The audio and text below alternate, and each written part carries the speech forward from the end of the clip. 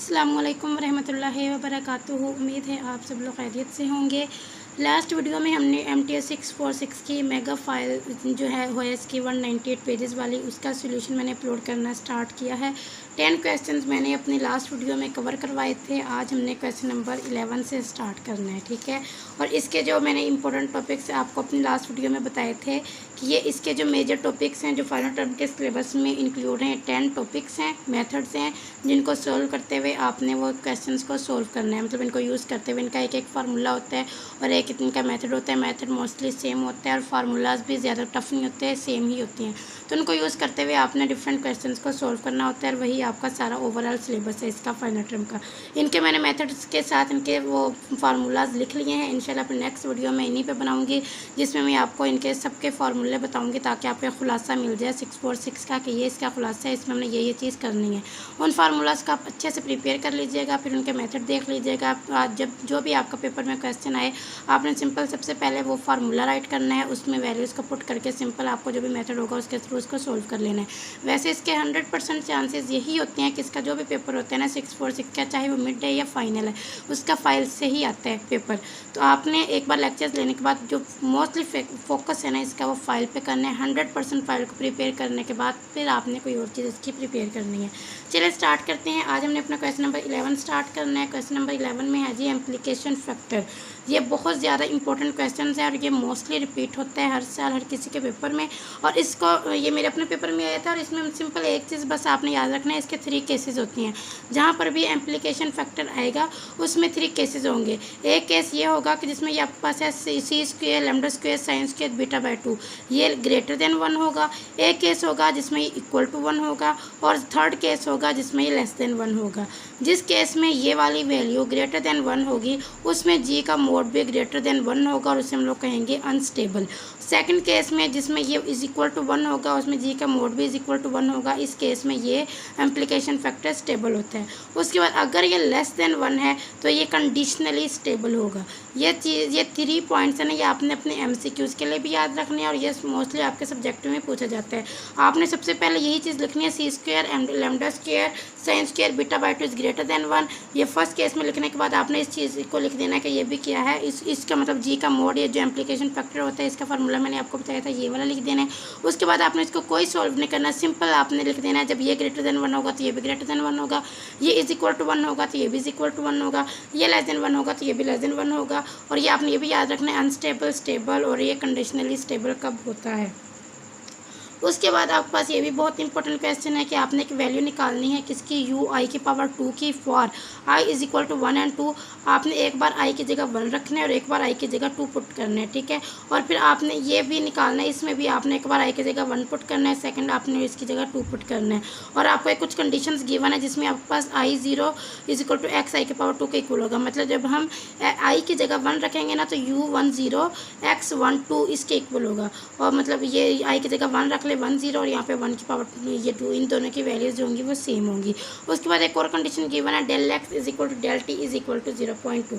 Start करते हैं। अगर मैं पहले इसकी बात करूँ ना, इसमें अगर हम देखें, मैं नीचे यही लिखा हुआ है, अगर हम i इज इक्वल टू 1 रखें इसमें, ठीक है, और i इज इक्वल टू 2 रखें इसमें, पहले i इज इक्वल टू 1 के लिए करते हैं। तो यहाँ पे जब आप 1 करेंगे तो 1 + 1 ये 2 हो जाएगा, 2 0 और 1 - 1 0 0 0 0 के बारे में अभी उन्होंने बता दिया है कि 0 0 के केस में ये आंसर 0 हो जाएगा।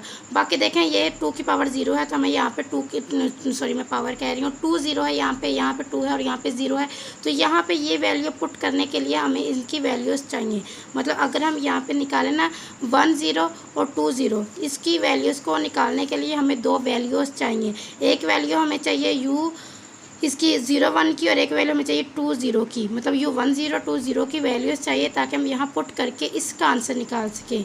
तो पहले हम लोग क्या करेंगे, हम ये 2 वैल्यूज़ निकालेंगे।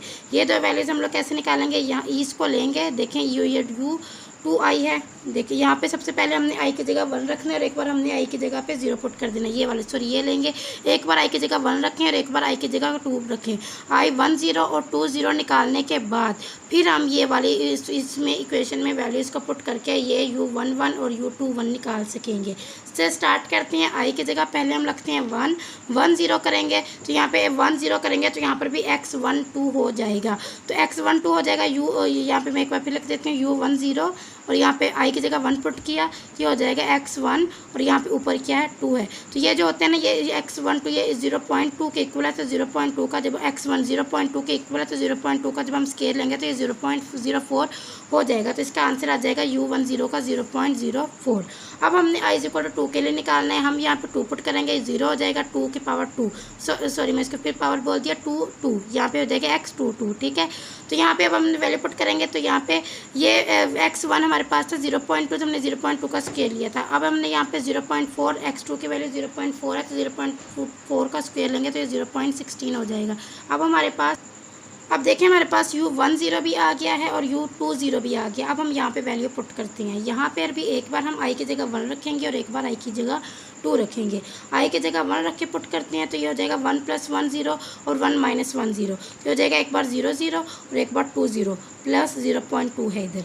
2 0 की वैल्यू हमने अभी निकाली है जो कि है 0.20 की वैल्यू 0.16 ये अभी हमने निकाली है, और ये 0 0 इसकी वैल्यू 0 ही होगी। इसका हम इसमें पुट करके इसका आंसर निकालेंगे तो हमारे पास 0.28 आ जाएगा, मतलब इसका सारा सोल्व करने के बाद ठीक है। अब हमने रखना है i की जगह पे 2, ये हो जाएगा 2 1 और यहाँ पे i की जगह 2 रखेंगे, 2 + 1 3 0, 2 - 1 1 0 और यहाँ पे प्लस 0.2 u30 की जगह हम 0 पुट करेंगे क्योंकि इसकी वैल्यू हमारे पास नहीं है।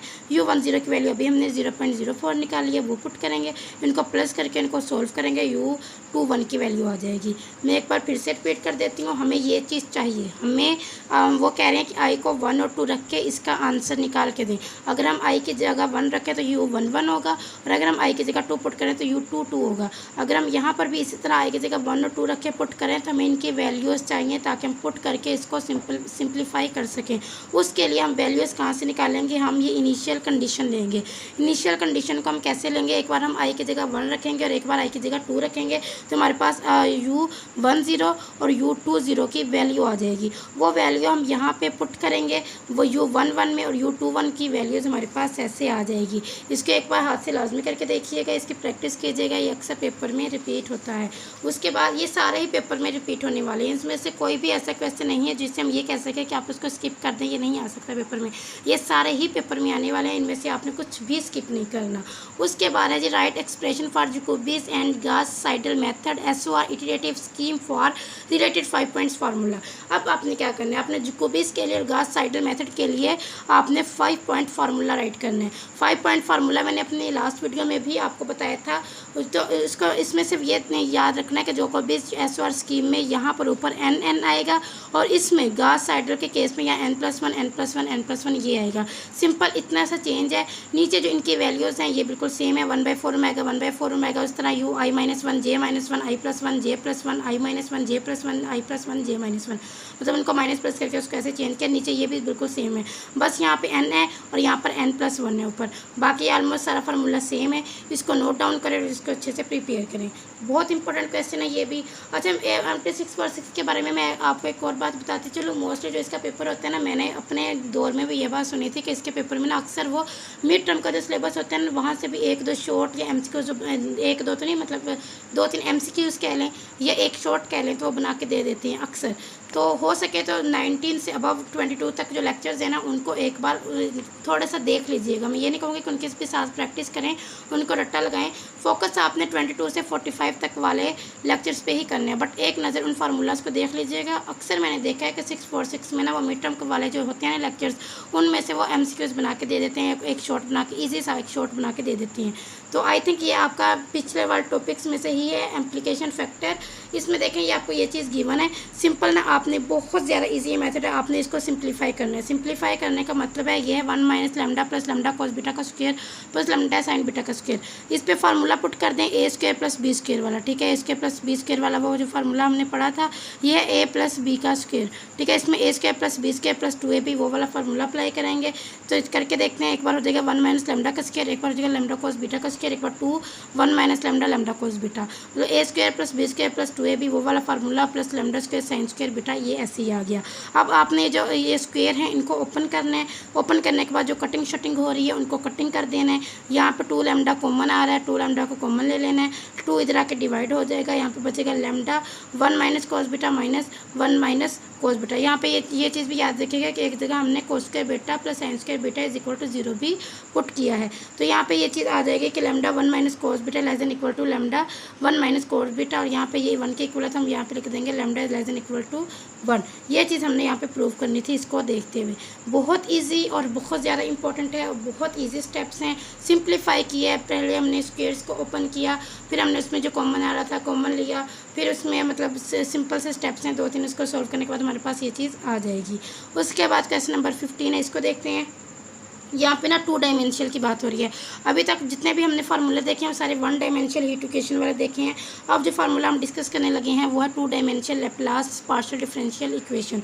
इसमें सिंपल आपने क्या करना है, ये चीज़ आपको गिवन है, एच की वैल्यू गिवन है, के की वैल्यू गिवन है। ये फार्मूला आपने अपने फिंगर टिप पे याद रखना है। मोस्टली केसेस में ये होता है कि ये इस साइड पे होता है, ये जो माइनस माइनस वाली वैल्यूज़ हैं ये दूसरी साइड पे जाके प्लस हो जाती हैं, मतलब ये जीरो नहीं होता है। इसको हम ऐसे भी लिख देते हैं 2s² ओवर k² +1। ये लेफ्ट साइड पे रहता है, यू आई जे भी साथ इसके, ये लेफ्ट साइड पे और राइट साइड पे इन दोनों वैल्यूज़, ये राइट साइड पे दोनों वैल्यूज़ होती हैं, उनमें प्लस का साइन होता है।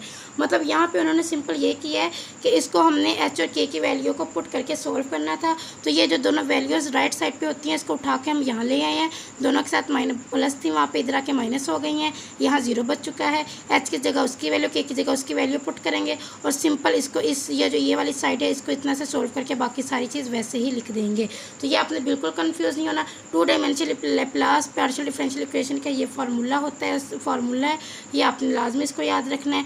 ये कंफ्यूज नहीं होना, जो आपके हैंडआउट्स में लिखा होगा वो या जो नेक्स्ट हम यूज़ करेंगे उसमें ये भी होगा कि यहाँ पे इक्वल का साइन होगा और ये वाली जो 2 वैल्यूज़ यहाँ पे अभी हमने वो इधर आके ये दोनों प्लस की साइन में होंगी, लेकिन यहाँ पे हम इनको लेके आए हैं माइनस के साइन के साथ और यहाँ हमने राइट साइड पे 0 रखा है। तो ये इतनी सी बात पे कंफ्यूज नहीं होना। अच्छा, नेक्स्ट हमारे पास है जी, ये बहुत इंपॉर्टेंट है और बहुत ईजी और आपके एमसीक्यूज़ के लिए बहुत अहम है। ये एक इक्वेशन होती है A is equal to L U. यहाँ पे ए हमारे पास कोई भी एक मैट्रिक होता है, एल की ये वाली वैल्यू होती है, इसको रटा लगा ले, यू ये होते हैं हमारे पास। वो कोई भी हमें वैल्यू देखना वो पूछते हैं कि जी बताइए इसमें L11 क्या है, L22 क्या है। यहाँ पे जो होगी जो वैल्यू यहाँ पे होगी L11 की वैल्यू होगी, L22 की, L33 की, ये वैल्यूज़ हमारे पास 0 होंगी, L21, L31, L32। ठीक है, इस मैट्रिक को रट्टा लगा लें। उसके बाद यहाँ पे ये इसके यहाँ 3 0 होंगे, यहाँ पे है ना लोअर में और यहाँ अपर में, यहाँ पे लोअर में 3 0 होंगे, यहाँ पे तीनों में 1 1 1 होगा, यू के केस में यहाँ 1 1 होगा और ये U12, U13, U23। मतलब यहाँ पे ये वाली वैल्यूज़ हैं और यहाँ पर ये वाली वैल्यूज़ हैं, यहाँ पर 0 है, यहाँ पर 0 है। सिंपल ये चीज़ है कि इस केस में यहाँ L11, L22, L33 और यहाँ पे ये 1 1 1 है। तो कोई भी आपसे पूछे कि एक मैट्रिक लिखें LU की फॉर्म में तो आपने उसको इस तरह लिख देना है। उसके बाद क्वेश्चन नंबर 17 पे आ जाते हैं। क्वेश्चन नंबर 17 हमारे पास देखें, अब ये देखें वही चीज़ आ गई है। ये आपको पता है ये ए होता है, जो इक्वल के एक साइड पे होता है ए होता है और ये एल वाली वैल्यूज़ एल होती हैं और ये यू की वैल्यूज़ होती हैं। अब यहाँ पे हमने बताना है कि L1 की क्या वैल्यू है। L1 की वैल्यू 10 है, B2 की वैल्यू हमारे पास -4 है और यहाँ पे B3 की वैल्यू भी हमारे पास -4 है। ये सिंपल आपने इनको देखते हुए ना वैल्यूज़ निकालनी होती हैं। याद रखिएगा L1 हमने जो वैल्यू निकालनी थी ना वो उन्होंने बोला था कि आप हमें L1 की वैल्यू निकाल के दें, B2 है ये, B2 की वैल्यू निकाल के दें और B3 की वैल्यू निकाल के दें। तो आपने इनको यूज़ करते हुए यहाँ पर ये सारी वैल्यूज़ निकाल के देनी होती हैं और ये सिंपल यही वाला नहीं होता, इसके रिलेटेड 2 से 3 और भी शॉर्ट होती हैं। मतलब ये जो लास्ट वीडियो में मैंने आपको एक करवाया था, मैं आपको भी दिखा देती हूँ। एक क्वेश्चन मैंने आपको करवाया था अपने लास्ट वीडियो में, वो ये था कि ये मैंने आपको ना अपने लास्ट वीडियो में करवाया था। अब ये डिफरेंट फाइल में जो मैंने क्वेश्चन देखती हैं ना उनमें बस ये वो वैल्यू चेंज कर देते हैं, ये मतलब ये मैट्रिक चेंज कर देते हैं। बाकी मेथड इसी से यूज़ करते हुए आपने ये L1 to L2 L3 L4 इनकी वैल्यूज़ निकालनी होती हैं। तो ये मेथड आपको लाजमी आना चाहिए, ये फार्मूला आपको आना चाहिए। वो कोई भी आपको वैल्यू चेंज करके दे सकते हैं और आपने वैल्यू निकालनी होती है। ठीक है, ये मैंने आपको बताया था। इसमें ये वाली वैल्यू होती है A1 A2 A3 A4 की, ये वाली जो वैल्यूज़ होती हैं ये B1 B2 B3 की और ये वाली होती है C1 C2 C3 के। इस तरह के ये वैल्यूज़ होती हैं। ये यूज़ करते हुए आपने इस फॉर्मूले में पुटिंग करके L2 L3 L4 जो भी वो बोलें वो निकालना होता है। और एक ये यहाँ पे हमने उस दिन W24 और W35 मतलब ओमेगा 24 ओमेगा 35 ये निकाला था। अगर वो बोले ना आपको कि ओमेगा 7 8 निकालें, आप क्या करेंगे I की जगह 7 और J की जगह 8 पुट करके यही वाला फार्मूला जो मैंने उस दिन आपको बताया था ये यूज़ करते हुए आपने ये W7 8 की वैल्यू निकाल लेनी है। तो वो वैल्यूज़ चेंज करके दे सकते हैं बट सिंपल आपको ये सोल्व करना आना चाहिए। चलो जी, नेक्स्ट हमारे पास है कंप्यूटर। ये फिर से देखें, ये वही चीज़ आ गई है जो मैंने अभी आपको दिखाई, LI AI -CI1, ये जो फार्मूला होता है ये आपको आना चाहिए। इसमें मैंने अभी बताया, ये जो वैल्यूज़ ना बस ये आपने फाइनल याद रखना है। ये आई थिंक मैंने वहाँ पे आपको मिस्टेक कर दिया बताने में। ये जो वैल्यूज़ होती हैं दरमियान वाली 4, ये A1 A2 A3 A4 हैं। ये जो वैल्यूज़ होती हैं ये C1 C2 C3। ये जो नीचे वाली वैल्यूज़ होती हैं ये होती है B1 B2 B3। सिंपल आपने ना ये वैल्यूज़ लाजमी याद रखनी है। अगर आपको ये वाली वैल्यूज़ याद होगी कि ये वाली A1 A2 A3 A4 की हैं, ये C1 C2 C3 C4 की हैं और ये B1 B2 B3 की हैं, तो आप इजीली इस फार्मूले में पुटिंग करने के बाद जो भी वो आपको वैल्यू बोलेंगे कि यहाँ पे तो उन्होंने हमें L2 निकालने को बोला, L3 L4 जो भी वो बोलेंगे आप इजीली वो निकाल लेंगे। उसके बाद है जी डॉट फोर्थ ब्रैकेट, इसकी हमने इक्वेशन ड्राइव करनी थी। ये ज़्यादा इंपॉर्टेंट नहीं है बट फिर भी आपने इसको देखना लाजमी है, लास्ट वाले टॉपिक्स में से है। TT = λ² TXX, और ये किसके इक्वल होता है TIN+1 2 लैम्डा और 1 + 2 lambda, TI-1n TI+1n +1 - 2 lambda 1 + 2 lambda TN-1। ठीक है, इसको रट्टा लगा लें, ये इसकी इक्वेशन है और ये आप अक्सर वो कहते हैं कि इसको लिख दें। ज़्यादा इंपॉर्टेंट नहीं है बट इसको आपने छोड़ना भी नहीं है।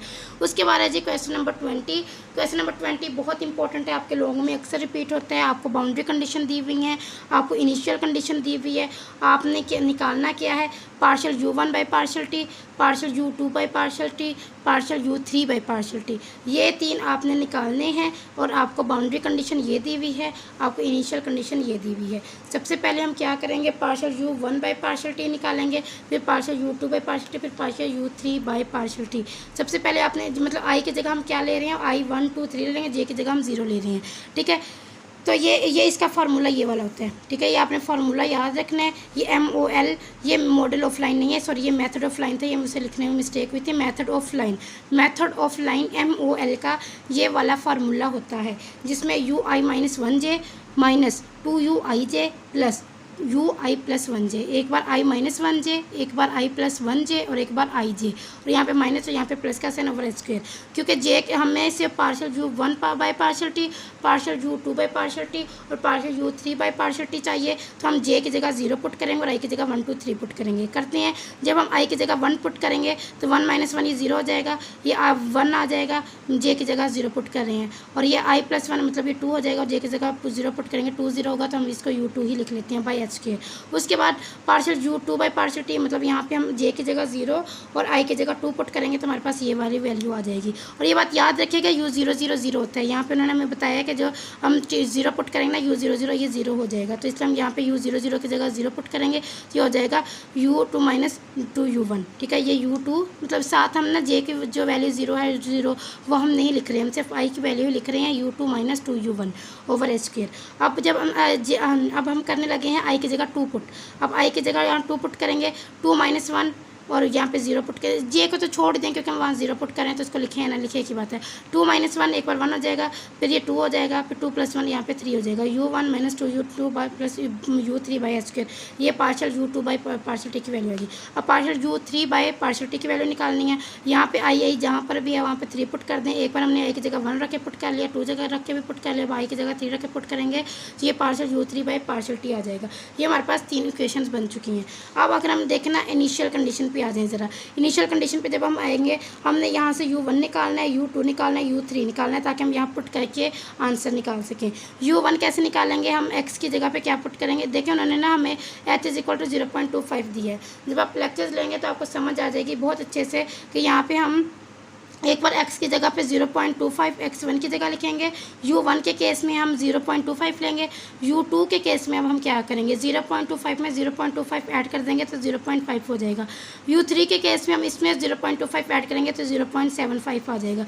जितने भी हम ये नेक्स्ट भी अभी मैं आपको क्वेश्चन करवाऊंगी तो ये बात याद रखनी है, h = 0.5 जो भी आपको h की वैल्यू दें उसका मतलब ये होता है कि आपने उसी नंबर को उसमें प्लस करते जाना है। मतलब x1 अगर इनिशियल में ये 0.25 है तो इससे नेक्स्ट 0.5 होगा, उससे नेक्स्ट 0.75 होगा, उससे नेक्स्ट 1 होगा, उससे नेक्स्ट 1.25 होगा, मतलब 0.25 को प्लस करते जाना है। जब हम U1 निकालेंगे तो यहाँ पे साइन पाई 0.25 करेंगे, ये आ जाएगा। U2 के केस में साइन पाई यहाँ पे 0.5 करेंगे। U3 के केस में साइन पाई 0.75 करेंगे। हमारे पास U1 U2 U3 की वैल्यूज़ आ चुकी हैं। अब यहाँ पे हम U1 U2 U3 की वैल्यू पुट करके partial U1 by partial T निकालेंगे, partial U by partial T निकालेंगे, partial U3 by partial T निकालेंगे। इसमें हमारे पास U2 और U1 की वैल्यू आ चुकी है, H की वैल्यू ऑलरेडी गिवन है, सोल्व करें आंसर आ जाएगा। इसमें जो वैल्यू गिवन है U1 U2 U3 की पुट करके सोल्व करें आंसर आ जाएगा, और इस तरह इसमें भी आंसर आ जाएगा। ये जितने भी क्वेश्चन है सारे हमने ऐसे ही करने होते हैं। और इनिशियल कंडीशन वो आपको इसलिए देते हैं ताकि आप, और H की वैल्यू आपको इसलिए देते हैं ताकि हम ये वैल्यूज़ निकाल सकें और यहाँ पे इनको पुट कर सकें। डिफरेंट क्वेश्चन जो हम नेक्स्ट भी अपने लेक्चर में करेंगे तो वो उसमें भी हम इस तरह वैल्यूज़ निकालेंगे।